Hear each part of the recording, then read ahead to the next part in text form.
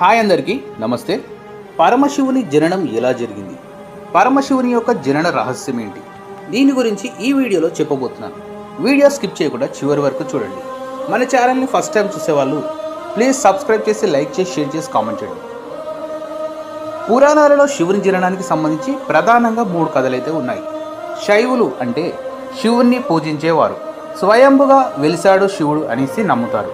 అలాగే వైష్ణవులు శివుడు విష్ణుచే సృష్టించబడ్డాడని నమ్ముతారు.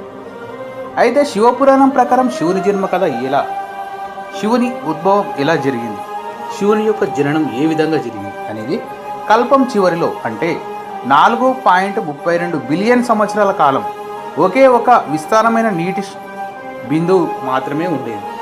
శేష అంటే హిందువుల నాగదేవత మంచం మీద యోగ నిద్రలో ఉన్న విష్ణువుని బ్రహ్మదేవుడు చూశాడు.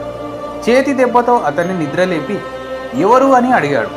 అతను ప్రపంచాన్ని సృష్టించేవాడు, పోషించేవాడు మరియు నాశనం చేసేవాడు అని విష్ణువు అతనికి బ్రహ్మకి చెప్తాడు. అయితే శివుడి యొక్క జన్మ విష్ణు యొక్క నుదిటి కాంతి నుంచి శివుడి జననం జరిగిందని విష్ణు పురాణంలో చెబుతుంటారు. అలాగే శివపురాణంలో శివుడి నుంచి విష్ణువు ఉద్భవించడని చెప్తుంటారు.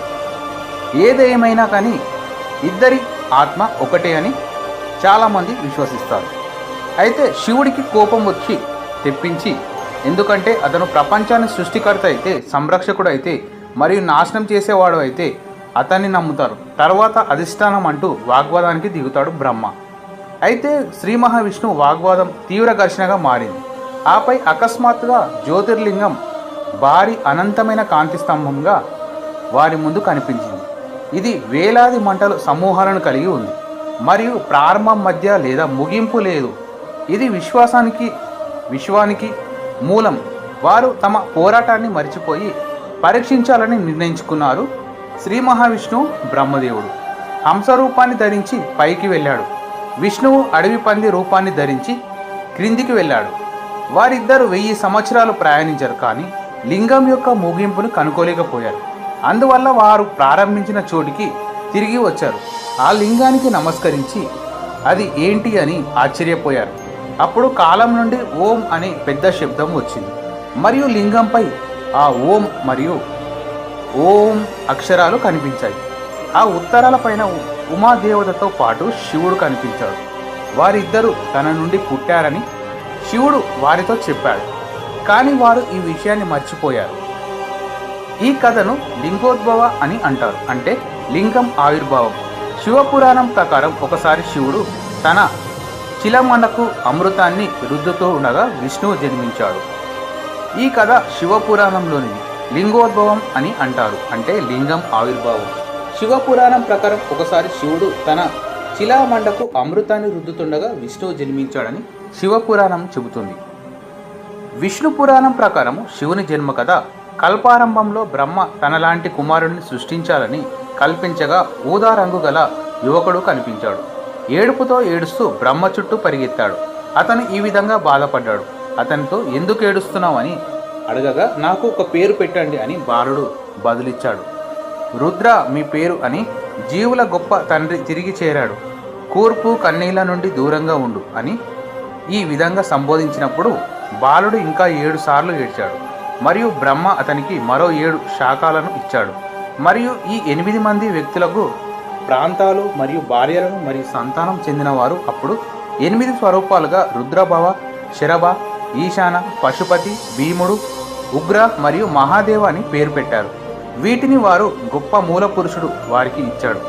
అతను వారి సంబంధిత సూర్యుడు, నీరు, భూమి, గాలి, అగ్ని, పరిచర్య, బ్రహ్మణుడు మరియు చంద్రుడిని కూడా కేటాయించాడు, ఎందుకంటే ఇవి వాటి అనేక రూపాలు. విష్ణు పురాణంలో శివుని జననం గురించి మరో కథ కూడా ఉంది. దానిలో మొత్తం విద్యాంశం నుండి బయటపడింది. విష్ణువు మాత్రమే కొంతకాలం తర్వాత అతను బ్రహ్మకు జన్మనిచ్చి విశ్వాసాన్ని పూరణించాడని ప్రారంభించాడు. బ్రహ్మదేవుడు అతని నాభి నుండి జన్మించాడు. శ్రీ మహావిష్ణు యొక్క నాభి నుంచి ఉద్భవించిన వాడు బ్రహ్మదేవుడు. తర్వాత తన నుదుటిపై నుండి శివుడిని సృష్టించాడు. అందుకే శివుడు నిత్యం తపస్సు చేస్తూ ఉంటాడు. బ్రహ్మ వైవర్ధ్యం పురాణం ప్రకారము శివుని జననము. ఈ పురాణం ప్రకారం శివుడు బ్రహ్మదేవుని నుదుటి నుండి జన్మించాడని, సముద్రంలో సర్పమంచం మీద శయనించిన మహావిష్ణువు నాభి నుండి 4 ముఖాల బ్రహ్మ ఉద్భవించాడు. బ్రహ్మదేవుని నుదుటి నుండి శివుడు ప్రత్యక్షమయ్యాడు. బ్రహ్మ సంహిత ప్రకారం శివుని జననము బ్రహ్మ సంహితం మహావిష్ణువు యొక్క 2 కనుబొమ్మల మధ్య కాలి నుండి శివుడు జన్మించాడు. అదే విష్ణువుని తన ఎడమ అవయవం నుండి జీవులకు మొదటి మూల పురుషుడైన బ్రహ్మ అతని కుడి అవయవం నుండి మరియు అతని 2 కనుబొమ్మల మధ్య కాలి నుండి దివ్య పురుషుడు స్వరూపమైన శంభ పురాణంలో చెప్పబడిన అత్యంత విస్తృతంగా ఆమోదించబడిన అందువల్ల హిందువులు శివుడి స్వయంభుగా మరియు అతని పుట్టుక లేదని నమ్ముతారు. అతను హిరణ్య గర్భ అనే అగ్నిస్తంభం నుండి విశ్వాసాన్ని సృష్టించిన దేవులలో శ్రీ మహావిష్ణువు ఒకరిని నమ్ముతారు. ఈ కథలో మహావిష్ణువు బ్రహ్మ, విష్ణు, శివుడు రెండింటిని సృష్టించాడని మనం ముగిస్తాం.